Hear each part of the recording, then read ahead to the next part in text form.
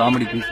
நீங்க முன்னெடுக்கக்கூடிய அரசியல் தலைவர்களுடைய படங்கள் வரிசை பத்தி பார்க்கும்போது கடந்த முறை நம்ம பேசணும் ஹிட்லர் படம் வந்துச்சு, ஹிட்லர் படம் அதை விட்டுருவோம், அதை முட்டாச்சு. இந்த முறை பார்த்தா திடீர்னு திரு காளிமுத்து படம் வந்துச்சு. அது எப்படி வந்துச்சு எனக்கு ரொம்ப வியப்பா இருந்துச்சு. திரு காளிமுத்து எப்படி நம்ம வந்து முன்னத்தியதா எடுக்க வேண்டிய தலைவர்கள் என்ன கொடுமையா இருக்கு. ஏறல தம்பி, மொழிப்போர் ஈகியர் படங்களை எல்லாம் வச்சுட்டு வரும்போது அவர் படத்தை வச்சிருக்காங்க. இல்ல, அவர் தலைவரா ஏற்ற எம்ஜிஆர் ஏற்க மாட்டீங்க, அவர் தலைவரா ஏற்ற ஜெயலலிதா ஏற்க மாட்டீங்க, அவர் தலைவரா ஏற்ற கருணாநிதி ஏற்க மாட்டீங்க, அவரை ஏற்பீங்க.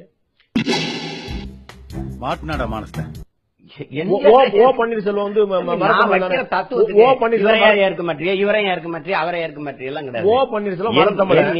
கருணாநிதியாலே பாராட்டப்பட்டவர் பச்சை தமிழன்.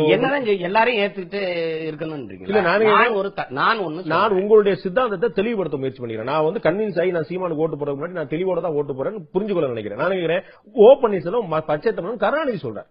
ஆனால் அவர் ஏற்றுக்கொண்ட தலைமை வந்து தமிழர்ல நீங்க சொல்றீங்க. அப்ப காளிமுத்து ஏற்றுக்கொண்ட தலைமை கருணாநிதி, ஜெயலலிதா, எம்ஜிஆர். அவங்க ஏற்றுக்கொண்ட தலைமையை நான் ஏற்கனங்கிறது இல்ல, ஆனா அவர் ஏற்கலாம். என்ன கொடுமையா இருக்கு. அவர் மொழிப்போர் ஈகியருக்காக மொழிப்போருக்காக போராடி இருக்கிறாங்கிறதுக்காக வச்சிருக்குது. மொழிப்போர் ஈகியர் படங்களை வைக்கும் போது அவர் படத்தையும் வச்சிருக்குது. அதுதான் நீங்க பாக்கணும். அது என்னுடைய மாமனாரங்கிறனால நீ படிச்சுன்னு எடுத்துட்டு கேள்வியா கேட்டுட்டு இருக்கீங்க. நான் வியப்பை ஏற்படுத்துமா இல்லையா பாக்குறவங்களுக்கு? மொழிக்காக போராடினாரா இல்லையா? வைகோ போராடி இருக்கிறாரு, மா நடராசன் போராடி இருக்காரு, எல் கணேசன் போடி இருக்காரு. மொழிப்போர் ஈகியர்ல இறந்தவர்கள் படத்தை தான் அதுல வச்சிருக்குது. இங்க கிறிஸ்தவரா இங்க மாறி இருக்காங்கன்னா நீ சக்கிலி என்ன பார்த்தா தான் தீட்டு, தொட்டா தான் தீட்டு, சாணான பாத்தா தீட்டுன்னு சொல்லி வச்சான் இவன். எங்க பெரியத்தா எங்க ஆத்தால போய் எங்க பாட்டிய மாறு பெருக்க பெருக்க வெளியில தொங்க விட்டு போகணும்னு வச்சான் இவன். அதுக்கு வரி கட்டலைன்னா ஒத்த முளைய விலைய அறுத்துத்தான்னு வாங்கிட்டு போனவன். இவன் முட்டிக்கு மேல வேட்டிய கட்டுன்னு சொன்னவன். எச்சி துப்பும்போது வாயில ஒரு கொட்டாங்கச்சி துப்புன்னு சொன்னவன். ஜாதி இல்லாத சமுதாய அமைப்புன்றீங்க, ஆனா அந்த ஜாதி கலவரத்தை ஊக்குவிக்கிறது நீங்க தானே. திரு சீமான் சொல்லக்கூடிய எந்த பார்ப்பனர்கள் இந்த ஒட்டுமொத்தமான ஜாதி துவேஷத்தை வளர்த்தார்களோ அந்த பார்ப்பனர்கள் மீது திரு சீமானுக்கு மிகப்பெரிய பாசம் வந்து விட்டது. அப்படி இல்ல, நீ அவன் தமிழன்டா அப்படின்னு நீங்க கூக்குறீங்க. தமிழ் தானே பேசுறான். அவன் வந்து 3000 ஆண்டுகளா தமிழ் பேச்சு என்னோட இருக்கான். நீங்க இங்க பாரதியை விட தமிழ் என்ன இருக்கான்? சாதிகள் இல்லையடி பாப்பான்னு அவர் பாடுறாரு. இரண்டுக்கு ஒரு முரண் தெரியலையா? என்னது? நீங்க வந்து முதல்ல சொல்றீங்க இந்த ஜாதி துவேஷத்தை வளர்த்தவர்கள் பார்ப்பனர்கள் சொல்றீங்க. இவன்ட்ட இருக்கிறது பேர நான் வெள்ளையன்ட்ட போயிடலாம், பாயா போயிடலாம் சொல்லி போயிட்டான்னு சொல்றீங்க. ஆனா இவன் பூரா தமிழர்கள் சொல்றீங்க. அப்ப தமிழர்கள் தங்களுக்குள்ள நடந்த மோதல நிலையை நீங்க பார்ப்பனியம் தனியா எப்படி பிரிப்பீங்க? இன்னைக்கு இருக்க நிலை பார்க்கணும். எந்த பிராமணர் வீட்டுல கௌரவ கொலை நடக்குது? எந்த பிராமணர் பொண்ணுக்கு ஓடிடுச்சுன்னு தற்கொலை பண்ணி சாகுறான்? நீங்க எடுத்துக்கிறீங்க. ஆதி தமிழ் குடிக்கு அதிகமா பொண்ணு கொடுத்திருக்கிறது யாரு? ஒரு புள்ளி விவரத்தை எடுங்க. இன்னைக்கு தாழ்த்தப்பட்ட பறையர் இருக்கிறவர் எத்தனை சக்கிலியருக்கு பொண்ணு கொடுத்திருக்கிறாரு? இல்லங்க, இந்த நேர்காணல திரு சீமான் சொல்லக்கூடிய விஷயம் ஏன் கிறிஸ்துவர்களாகவும் ஏன் இஸ்லாமும் மாறினாங்க அப்படின்னா இந்த பார்ப்பனியத்தோட கொடுமை. இதே நேர்காணல பார்ப்பனியத்தின் கொடுமை இல்ல, அது ஒரு சாதிய ஆதிக்கம். இந்த யாரு நீங்க கேட்டீங்களா? யாரு யாரு யாரு யாருன்னு கேட்டீங்களா? அது யாரு? அது போன மாசம். நான் சொல்றது இந்த மாசம்.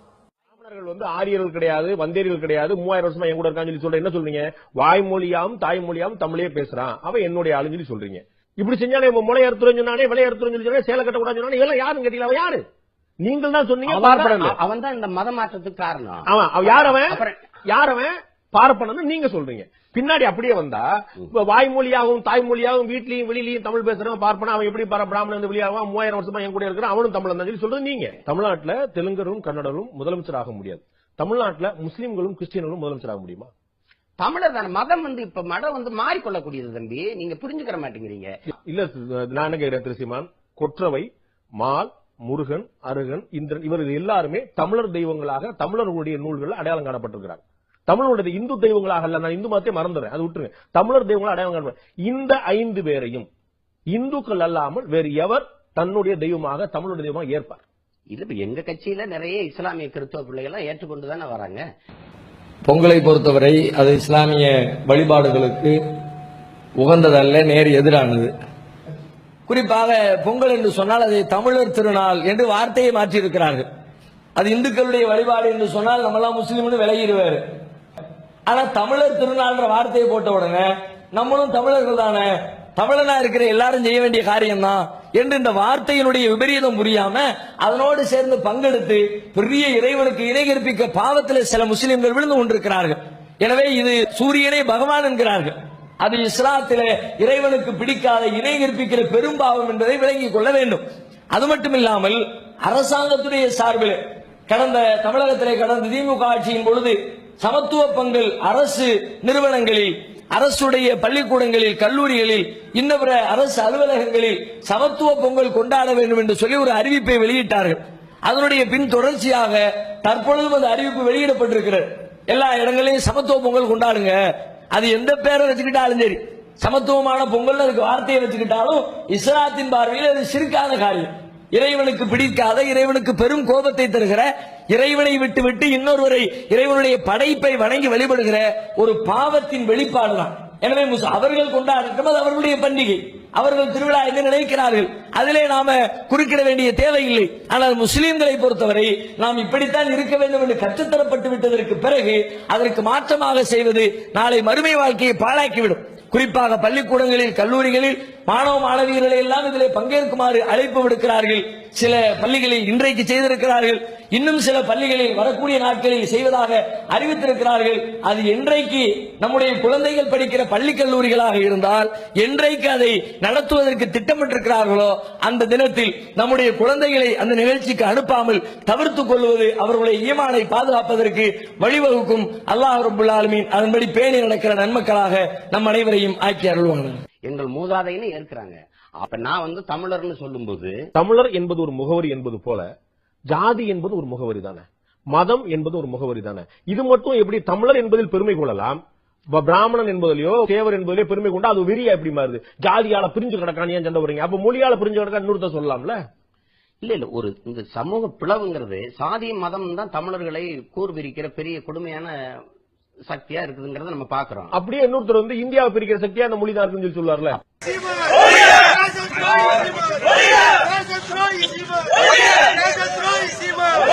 திருப்பூரில் சில தினங்களுக்கு முன்பு நாம் தமிழர் கட்சியின் ஒருங்கிணைப்பாளர் திரு சீமான்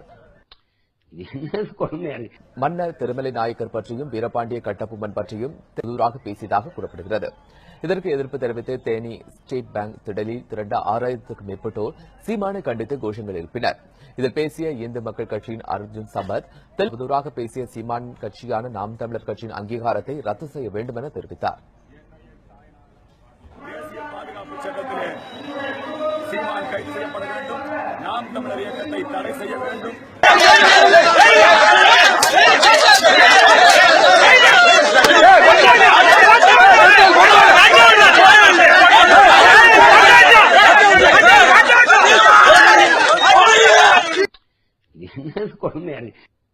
என்னுடைய கேள்வி, தமிழர் என்பது ஒரு அடையாளமாக இருக்குமானால் ஜாதியே இன்னொரு அடையாளமா இருக்கக்கூடாது. சாதி பிளக்குதுல, சாதி இழிவு, சாதி மதம். நீங்க தமிழர்ங்கிறத தமிழ்நாட்டிலே இருக்கக்கூடிய தெலுங்கரையும், தமிழ்நாட்டில் இருக்கக்கூடிய கன்னடரையும், தமிழ்நாட்டில் இருக்கக்கூடிய உருது பேசுற முஸ்லீமும் உங்களுடைய தமிழ் இனப்பற்று பிரிக்குதுல, அது எப்படி தம்பி பிரிக்கும்?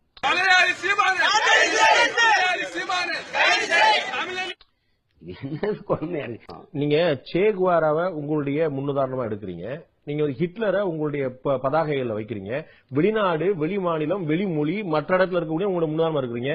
இந்தியாவிலே இருந்து தமிழ்நாட்டிலே இருந்த எம்ஜிஆரோ, பெரியாரோ, கருணாநிதியோ, ஜெயலலிதா அதெல்லாம் செல்லான்னு சொல்றீங்க. ஈழமலர்ந்தால் இரட்டை இலை மலர்ந்தால் ஈழமலர்ந்து இதே சீமான் பேசிருக்காரு. அன்னைக்கெல்லாம் தெரியல, இன்னைக்கு தான் கண்ணு திறந்தா, இன்னைக்கு தான் நீங்க புனித ராணிகளாங்க வந்த கேள்வி நம்மகிட்ட வச்சு இரட்டை இலைக்கு வாக்கு கேட்கிற சீமான் பெருமை அடைவாரே ஒழிய ஒருபோதும் பெருமை அடைவார் என்று உறுதியாக நீங்கள் வந்தால் பரிணாம வளர்ச்சி, அவர்கள் வந்தால் வந்து மாற்றமா? தொண்டாற்றுறது நீங்க. நன்றி திரு சீமான், இவ்வளவு நேரம் உங்களுடைய கருத்தை, உங்களுடைய நேரத்தையும் எங்களுக்கு பகிர்ந்து நன்றி. உங்களுடைய நல்ல நோக்கங்கள் நிறைவேற எங்களுடைய வாழ்த்துக்கள். நல்ல படம் ஓடிட்டு இருக்கு, இடையில புந்து ஏன் விடுபடுத்த ஓட்டுற?